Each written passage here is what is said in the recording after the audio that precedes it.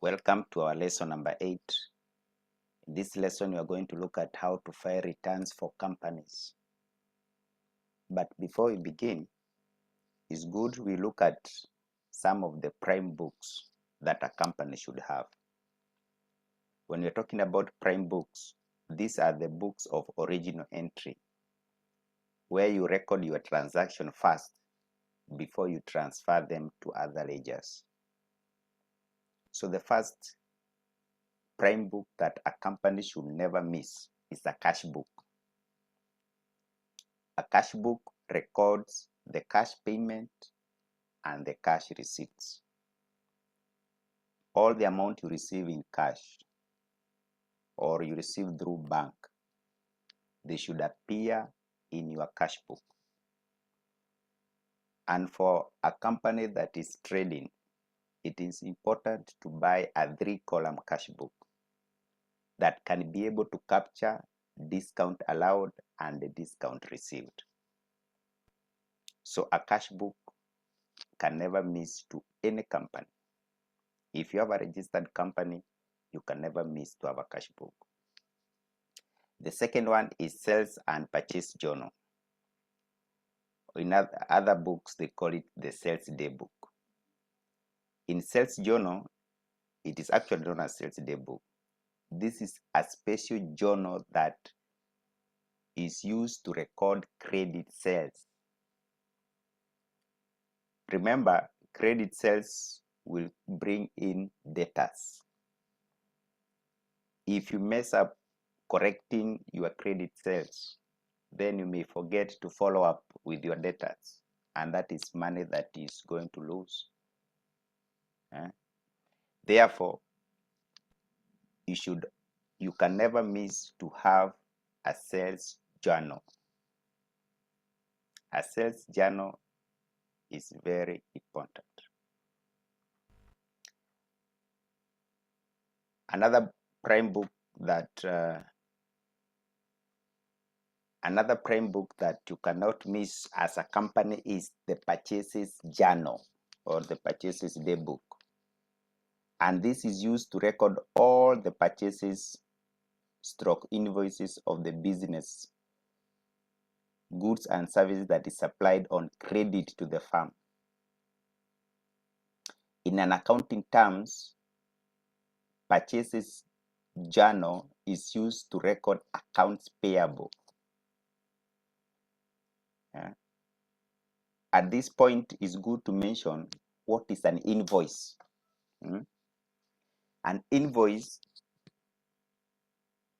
it is used to seek payment. Immediately you offer service or you make a sale, you write an invoice to seek payment.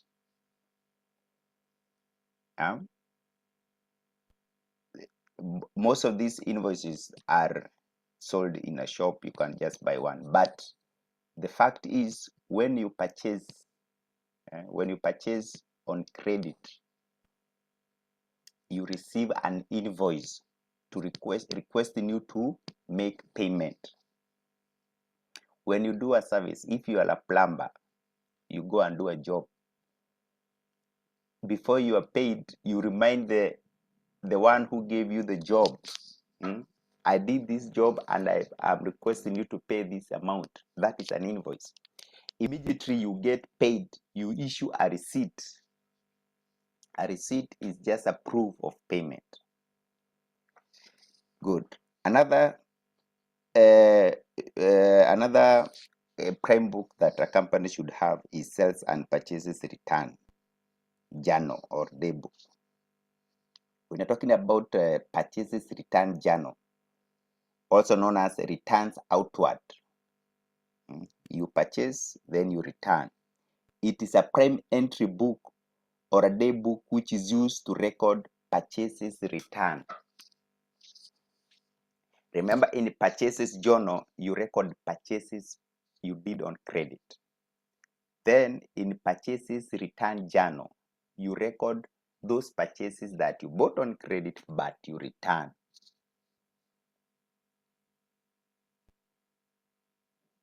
So when you return, goods on you had purchased. What you issue here, it is the buyer sending information to the seller. You issue a debit note. A debit note is used to confirm that you have debited the seller. When the seller sells goods to the buyer, he issue a credit note.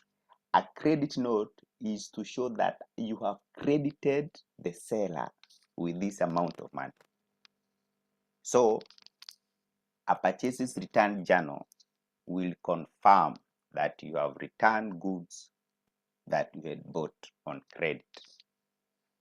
And then you have the sales return book.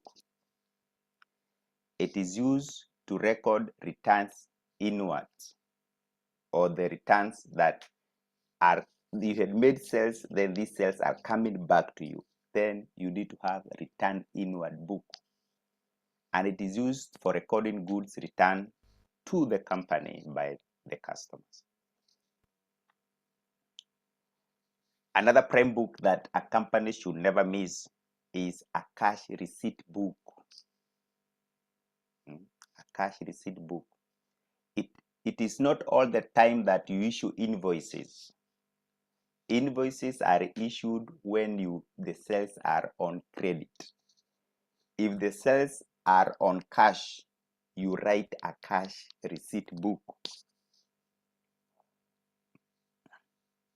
And then you should also have a cash payment book. Of course, as the term pronounced, these are the money going out of the company. You are making payment to your suppliers, making payments. You should have a cash payment book. And finally, a prime book that can never miss in a company is a petty cash book. You see, with the petty cash book, this record small transactions that happen each and every day. In each and every organization, even if it's a school, if it's at home, in each and every organization, there are some transactions that recur daily. Purchasing snacks, movement here and there, fuel, payment of some bills. So a petty cash book is very critical to record the transaction that happens each and every day. In a summary, we have mentioned that there are 6 prime books that are very important to a company. We have mentioned a cash book, purchases and sales journal, purchases return and sales returns journal, cash receipt book, cash payment book, and petty cash book. So if you have a registered company, these are some of the books that you should always have. And remember, when it comes to auditing, these are the books that will be considered first before we go to other books that are in the company. And finally, we look at some of the financial statements that a company should prepare. The first one is called income statement. A company is supposed to remit 30% of the profit as tax. So the authenticity or accuracy of the income statement is confirmed by the auditor. The accountant of a company or the internal management of a company cannot produce documents that are reliable unless they are authenticated by the auditor. Then we have the statement of financial position, otherwise called balance sheet. This one confirmed the assets and liability that a company has. Remember, all the assets that a company has were financed by something. Either they were financed by capital or they were financed by loan from a bank. So statement of financial position will confirm that. And then we have the cash flow statement and the trial balance. For in-depth understanding of this statement, if you want to have a clear understanding of how to prepare all those, you can give me a call. Comment down there, and I will help you in preparation of those statements in compliance to international financial reporting standards. Otherwise, those are the prime books that a company should have. Now we want to go to filing returns. How do we file our returns? Now, to file your returns, you log into Itax portal. You log into Itax portal, then carry Itax.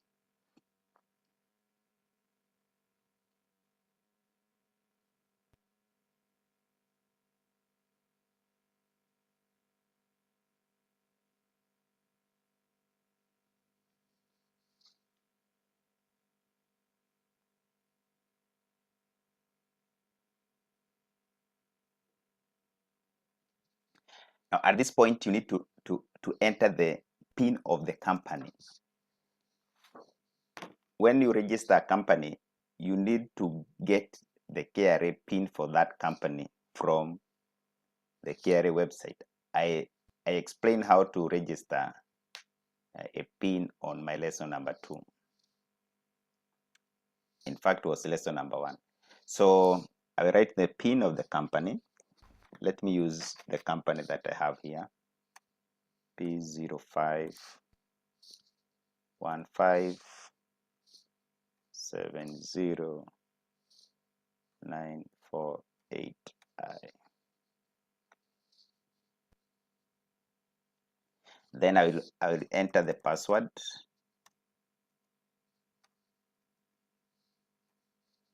And do some maths here and log in.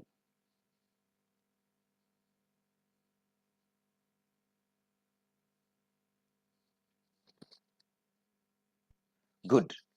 When you log into your Itax portal, the only difference between the features for the company and the individual is just the name of the company. Otherwise, in lesson number 4, I explain how to navigate through all these features here.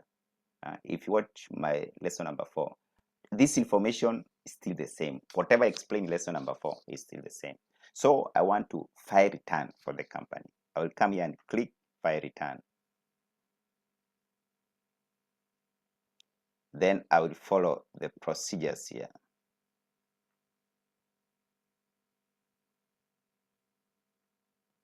I'm going to say that this is income tax for company. And then move next.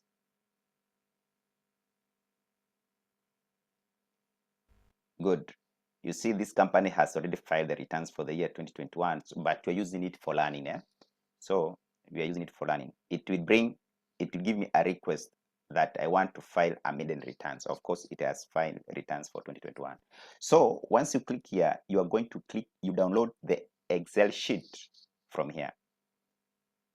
This Excel sheet is what you are going to transfer the information to that Excel sheet.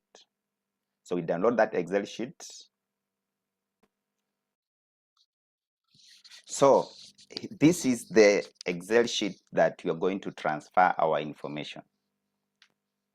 Remember, before 2016, most of this information was supposed to be done by an auditor, but KRA gave a room for each and every company to file their own return. But the only difference or the only common thing here is the information you file here should be audited. Yeah, get an auditor. If you have a company that is that you believe has a future. Get an auditor to audit your company, because the information you're going to fill here, profit and loss account, balance sheet, all this information need to be confirmed by an auditor that it is true. They portray a true and fair picture of the company at that particular time. Now, information here you're going to fill is still the same. You have the P05 1570948, and then I will say that I'm filling the original. Return period 01/01/2021,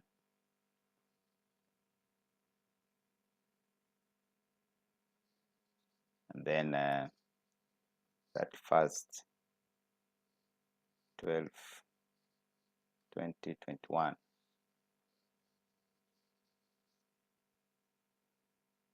Now, this other information, do you have an exemption certificate for charitable organization? You click yes or no. What is your business type?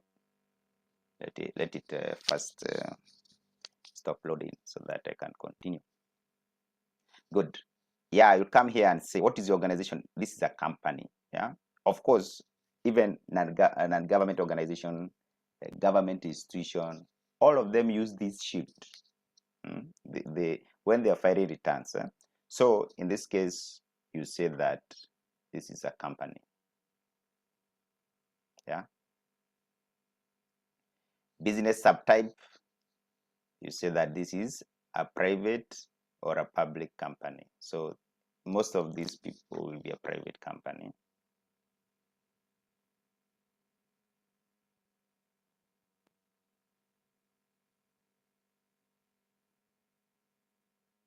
Let it stop loading. So you see, this space is here. At this point, you cannot fill anything, because this information is not necessary for a private company. But if you have a public company, you will have this information inserted. Do you have associated or related enterprise outside Kenya? If you have, you say yes. Are you extractive industry? No. So you realize that if you go down through this information, do you have any foreign income? No. Have you been granted any preferential rates? No. Are you exempted from minimum tax? This minimum tax, it was even the courts declined it to be implemented. So it is no longer there, where they were saying that you should pay 2% of your total sales as minimum tax, meaning that if your company end up making making loss, you still pay tax. You know, there are people who make sales, but due to their expenses and deductions, they end up making a loss, and you cannot pay tax when you have a loss. So KRA was proposing that 2% of your sales should be minimum tax. You cannot pay tax below 2% of your sales. If it is a professional or consultancy, still the same. But anyway, that one was removed, so it not be important for now. Now, come here to profit and loss account. Yeah. If you have prepared a profit and loss account, your work is to transfer the information in your profit and loss account to this Excel sheet. There is no big deal there. I cannot figure out in what this company is doing, but if you have done your profit and loss account accurately and it is certified by an auditor that the information is correct, then you transfer them to this. The same thing happens to the balance sheet. I say that a balance sheet basically records the assets and liabilities of a company. Yeah. For inner details about the balance sheet, you can give me a call and I will let you know.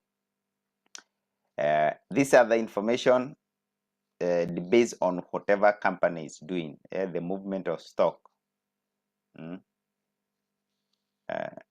All this information here. Okay. You know, if they're company that prepare asset movement schedule, how the asset were acquired and how they have been transferred to other people in the course of the year. So those kind of information, you will bring them here. Wear and tear deduction, capital allowance. When we mean by wear and tear in the first case, there are 4 classes. We have class 1 at 37.5%, we have class 2 at 30%, class 3 at 25%, and class 4 at 12.5%. So you'll come here and bring down your assets and information as they appear in your calculations for wear and tear. Written down value at the beginning of the year, additional asset at the beginning of the year, and then this sheet will automatically calculate wear and tear for you. And wear and tear is a deduction. It reduces your your gross profit. It's a deduction. In fact, and also reduces the value of your asset. Wear and tear reduces the value of your asset. Then you'll have the summary of capital allowance. Capital allowance, here we have investment deduction. These are deductions when you have a company or a manufacturing company, and in our country this is supposed to be 100%. That means whatever you invest in investment deduction, you claim all that as your capital allowance. Okay, capital allowance, each and every company will have these details with them. After you have inserted figures here, this will open up and you'll be able to file returns for that. So withholding tax, if you are registered, you have withholding tax, this one. And if you have advanced tax, it will come here. And previous losses, if there are losses that you had carried forward from previous years, you'll come and record them here. And then if you're in partnership, and then this one is going to calculate your tax computation, how much tax you need to pay. Yeah, it will give you figures. Your work is to note down this is the amount of tax that you require to pay. Yeah, you see, and this is the last page where you're supposed to validate the information. You see the 30% calculations of your tax. When you insert your information correctly, it will automatically give you the amount of tax you're supposed to pay from here. And here, when you validate your information, the next stage after this is you go to the website or go to your Itax portal, register for tax and pay. You say payment registration. I had shown you on lesson number 4 how to navigate the KRA portal and make payment. But if your tax is more than 40,000, you can pay those tax in installments. You pay in installment, 4 equal installments. Before 25th of April, in fact, should be 20th of April, 20th of June, 20th of September, and 20th of December the following year. Yeah, that is how we file returns for company. If you have a company and you need assistance on how to file your returns, kindly get in touch. I will let you know, and you set correct figures and you will be tax compliant. Otherwise, that is how we file returns for companies. Hit the bell, subscribe, and share the channel. Thank you.